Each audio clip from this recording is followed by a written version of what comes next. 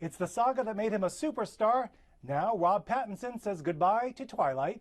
I talk with him about the final installment, Breaking Dawn, Part 2.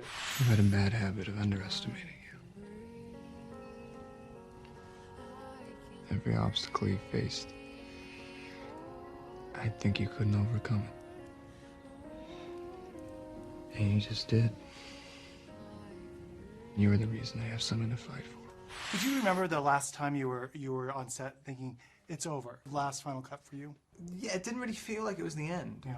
Because I think both times we said it was a wrap, there was still talk of doing reshoots. And we did do reshoots both times. I mean, I did reshoots in, I think, this year.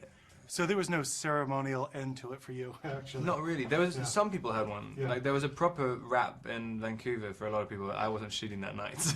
I missed it. When I first interviewed you for the first one, you kind of knew there was a lot of people were interested in this movie. There was a lot of fans. Did you expect it to be this huge, looking back now? No, not at all. I mean, and especially to keep this level of intensity on the fifth movie, it's crazy. Yeah. And it seems like the audience has stayed exactly the same kind of ratio of young to old as well. They haven't got older or anything. It's so crazy. And they still have the same reaction as well. Well, this last one's great. I mean, it just goes out with a bang. No, definitely. You know? And it's suddenly, yeah, it's strange for a final movie in a series to suddenly introduce all these new characters and everything. And like quite complicated ideas as well into it, like in terms of the vampire lore and the mythology and everything. Yeah. So yeah, I'm curious how people interpret it. And then finally, Bella, you get to see her as the vampire. She looks more like Kristen as a vampire. I mean, that in a positive way. I don't know. Do you know what I mean? She's they glamorized her or something. Yeah. Bella. That's funny. Yeah, she definitely looks different in the first one.